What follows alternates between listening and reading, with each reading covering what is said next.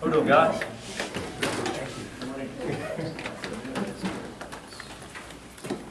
You can go ahead and talk about the roster moves you've made since setting the 53 in the last 48 hours. It's also a test to see if you have them all in order. I'm going to try my best to. We signed C.J. Spillman, a defensive back, and brought him in yesterday in practice with us. Today, we signed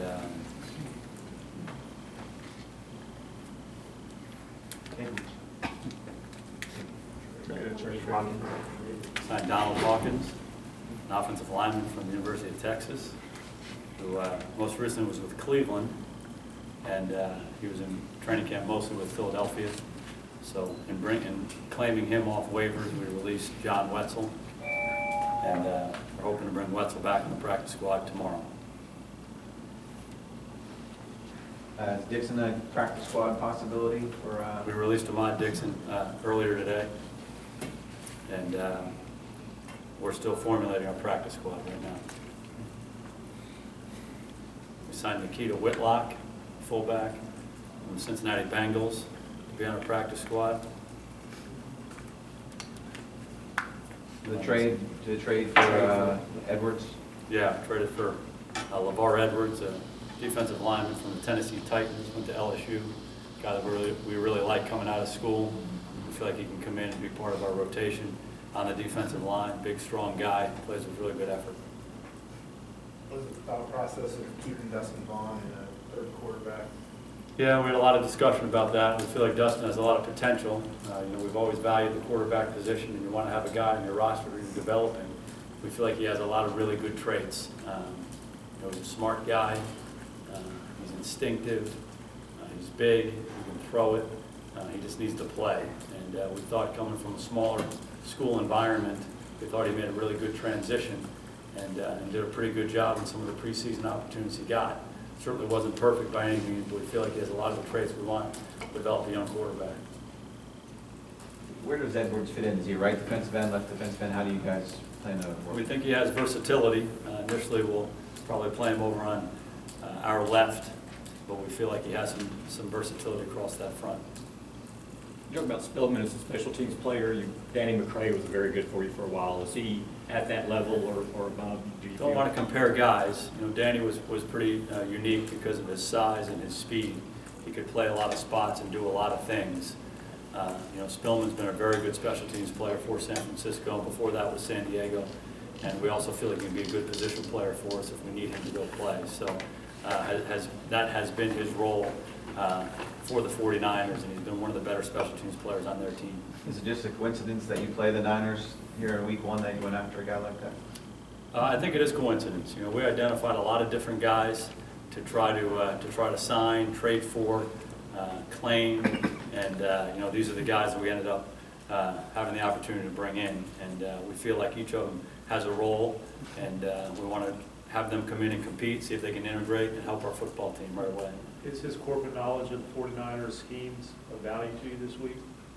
Oh, I think we've all been in those situations where we've had a coach or a player from another team, and you have conversations with those guys about different things. But for the most part, I think most teams do best when they trust their preparation that they would do off of film and base a lot of what they're going to do from a game plan standpoint on the film in the traditional way to evaluate.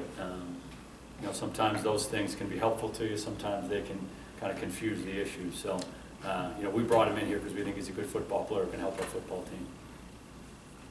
Was there a point where you looked at Vaughn and said, dang, I think we might end up keeping him? You know what I mean?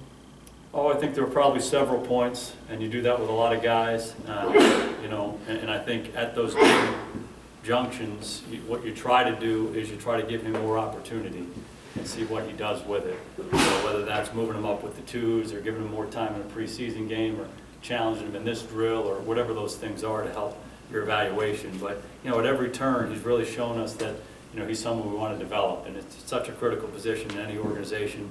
And you like to have a guy who's in his prime playing well. You like to have a competent veteran backup, and you like to have a guy who's coming. And we feel like he has a chance to be that developmental guy. You guys were able to get Ryan Williams back to the practice squad What did you see from him during the preseason, and how do you think he handled being cut, not being claimed by anybody else, and then coming back?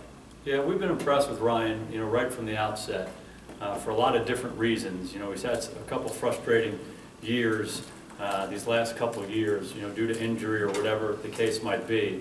So I think he was looking for a new opportunity, a clean slate. We tried to give him that, and you could tell that, initially he was kind of trying to find his way, and then I think he understood what we're asking him to do, be a complete back, be someone who could run, someone who could learn how to protect, and also someone who could compete on special teams. And he really tried hard to do those last two things better. He hadn't done those a whole lot in his career, and I think he tried to embrace the opportunity completely. As the preseason went on, it was easy to see why he was drafted as high as he was. I mean, he was a good runner coming out of school, and I think he demonstrated a lot of that to us. So there's certainly value there. We certainly like what he's all about, and really the effort and the approach that he took throughout this preseason to take advantage of this opportunity. How can you tell when a guy embraces, especially the special team role completely? Because you've been around long enough to know when guys go, Yeah, you just watch them. You watch them practice, and you watch how they function in games. And it starts with effort, and then for a guy like that who hasn't done it very much, it's a willingness to learn technique and understand what we're asking him to do, not only from a scheme standpoint, but how we want him to do it. And he really tried to embrace it. Again, not a lot of experience in his background doing that, but he tried to get better at it, and he worked at it, and I think he improved over the course of the preseason. Friday, you said you want back to Saturday, closer to deciding how you're going to play those guys? We had a plan today in practice, and we'll evaluate what that plan was. Today was kind of a bonus day in preparation for the 49ers, so our preparation will start on Wednesday. So we'll have a good plan for those guys. And again, it's really going to be the same answer. We're going to have different roles for them. We want them all to feel involved and integrated into our defense. And for those guys who have roles on base, nickel, and then on special teams, I think there's enough work out for each of those guys. And if they're going to be active for the game, there needs to be enough work. You count plays and say, is his value, as a guy who's one of the 46, is he worth it? Is he worth to have up? So, particularly at the linebacker position, when there's so many different things to do, each of those guys, we feel like it'll be worthwhile to have them up and active for the game. Do you feel confident in that group at this point? Absolutely. Feel good about the progress that they've made, and the versatility of those guys, and how each of those guys has stepped up. Sean Lee got hurt in the spring, as we know, and initially there was a void there. And the question that we had is, who's going to step up into that void? And these guys have done a lot of work over the course of the OTAs and the mini camp and training camp and preseason games to show that they can step up into that. And we probably won't do it the same way we've done it in the past because of Sean's presence, but we feel like with that group in there, we're going to get all the jobs we need to get accomplished. And each of those guys are going to have a role for us. McClain was watching some early practice record, looking individual. Is he okay? Yeah, he practiced today. Can you talk about his growth from training camp to now? Where is he? Yeah, I think he's made a lot of progress. Whenever you're a new player coming into a system, you need to just play in the system. You need to get reps, and that's particularly the case with a position like linebacker, when there's a lot to do in terms of communication and understanding what the whole defense is doing. So, he has a lot of those traits coming in. It was a matter of learning what we were asking him to do, and he embraced that. And, I think he's going to be part of that mix at linebacker. I think he's demonstrated enough, both in practice and in preseason games, that he's worthy of some kind of an opportunity. When you have guys coming back that didn't practice or play much at all in the preseason, like Melton, Terrell McClain, Mo, what do you do with them in practice? Do they get first and second team stuff? Do you give them more? Do you back them off? How do you? Well, I think it's all done on an individual basis based on their health, and we feel pretty good about the health of each of those guys that you mentioned. So they each got some first team reps, they got some second team reps. You want to make sure you're careful of not just throwing them all back in there and getting them too many reps they're not ready for. But we're very mindful of that, and it seems like each of those guys got good work in today and starting to lay a good foundation for themselves for this weekend. How do you plan to use Melton? We'll see as the week goes on. The biggest thing for him was to get out there and practice and go against a live opponent, and he was able to do some of that today. Spillman on the as a safety, are you going to look at Thomas more now as a corner? He played some of the preseason in New England. Is that, he has that dual role. You're a little short at corners. Yeah, well, that's one of the things we liked about him was his position flex. and demonstrated an ability to play outside and inside of the corner position, and also play safety. So, when you're a smart guy and an instinctive guy and you have an ability to do a couple of things, your value really skyrockets, and, we see him that way. And, we've only been around him for a couple of days, but that was our evaluation coming out. We're anxious to see more of him. Does Hawkins have position flex along the offensive line? We feel like he's mostly a tackle. He has some guard experience, but we feel like he's more of a tackle than a guard right now. The fact Spencer's on 53 indicates you think he'll be back sooner than later, at least as far as the 6 weeks goes. What's kind of the next step? How do you know when he's ready to get out there and, be in pads and start practicing? It's just a gradual process. He's really done everything we've asked him to do from a movement standpoint in his workouts with the rehab guys. And, as these weeks go on, he'll do more and more. And, we try to do football movements with him. We'll ramp up the football movements, by himself, and then we'll slowly integrate him into practice. Typically what we've done is they do individual stuff first, and then you move into some team-type settings before you really let him go full go. So, he's still early on in the process, but he's made a lot of headway over the course of this off-season and training camp, so certainly ahead of schedule. Do you have a feel for how much practice time he would need to get him the game ready? How much contact or mats he needs? Yeah, we feel like he needs practice, just like everybody does. And, he's an advanced player, he's an experienced player. He's very good technically, so it's not like he's a young guy. He's done this a lot before, but having said that, it's the NFL. And when you haven't played, in a live game in a little while, you got to make sure that you have enough practice reps to simulate that situation as best you can. So he's no different than anybody else. How is Bruce Carter looking at that strong side linebacker role? Good. Again, we're playing those linebackers in different spots, and Bruce is really trying to embrace the opportunities we've given him at each of the spots and in different roles we've asked him to do in practice and in the preseason game. So, he has a chance to be a good football player and part of that mix at linebacker. We anticipate working Romo Wednesday, Thursday, and Friday in practice this week, getting ready for the game. Yeah, he had a good day today, and he'll be off tomorrow like the rest of them, and then back on Wednesday. So we anticipate a full week of practice, but again, we'll monitor how he does with the work we give him. A few days left in games week. From what you've seen so far, overall, how ready is the team for season?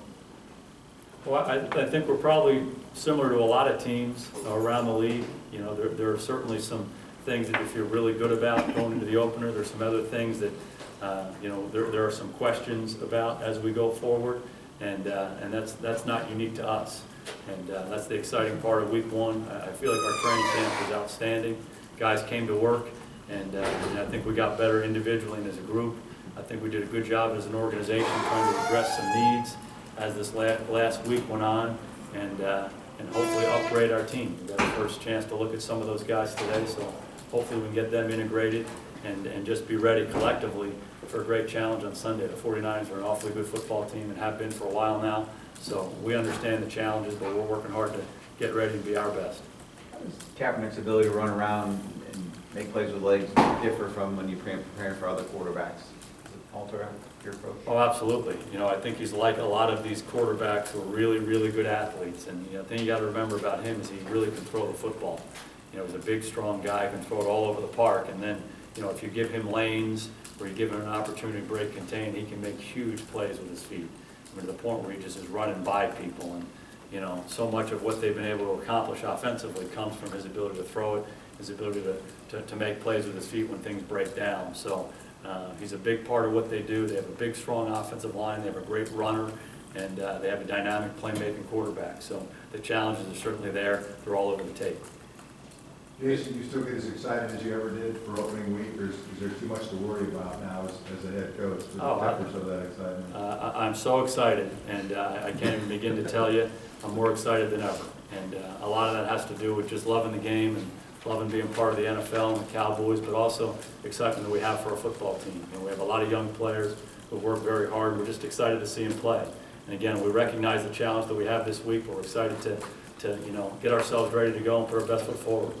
What about opening with the Niners? You obviously remember some big games with them back in the day, and they've kind of been where you all would like to go in the last few years. What does that mean for this opener? Yeah, great history between these two franchises. There's no question about that. For a long, long time, well before I ever came around here. And and certainly through the 90s and, you know, in recent years as well. So two great franchises, two great traditions. They've been one of the best teams in the National Football League the last 3 years. And it's easy to see why. They got really good players, they got really good coaches. It's an excellent organization, and you know, there are challenges all throughout it. On offense, on defense, in the kicking game, they just do things really well with a lot of good people. So we recognize that, and we're excited for the challenge this week. Coach, could you talk a little bit about Terrence Williams and his role, which you're looking forward to in this season as well? Yeah, Terrence did a really good job for us coming in last year as a rookie, and you know, as the season progressed, became a starter at Z for us and did a lot of really good things. And you know, one of the things that we love about Terrence is he just comes to work. He doesn't say a whole lot, and he gets better and better, you know, really each and every day, and takes advantage of his opportunities. He's a hard-nosed guy. He's tough physically, he's tough mentally, and he can make a lot of plays. So, you know, they're doing something right down there at Baylor. They seem to keep, you know, producing these kinds of guys, and we're lucky to have Terrence. And you know, I think he's made a lot of progress over the course of the off season through training camp. We're excited for him, you know, being one of our starting receivers this year. Physically, Coach, what have you seen from Tony that you know that he's ready to handle the 16-game regular season? Oh, I think the last couple of weeks, I think we've seen Tony really be himself. You know, he's moved around in practice very spontaneously. He's made a lot of throws. He's taken hits in games. He's come back from all that stuff. So, you know, he's worked very hard to get himself to a point where he's 100% with his back. And it's going to be a work in progress for him, just like it would be for anybody coming off of any kind of injury. But, you know, he's really looked like himself to me. You know, I think he's got that look on his face. He's got confidence about his body being where it needs to be. And, you know, he, like everybody else, is just getting ready for this challenge this weekend. Your focus is always on the game and not the season overall, and just where you are in that moment getting ready. But coming off of 3 8-8 seasons, to beat a really good team early, to get everyone believing this thing is going to start going in another direction, does that carry some impact beyond just the win itself? Well, certainly you want to get off to a good start in anything that you do. You know, this is the opportunity that's in front of us. Certainly every team would rather start 1-0 than 0-1.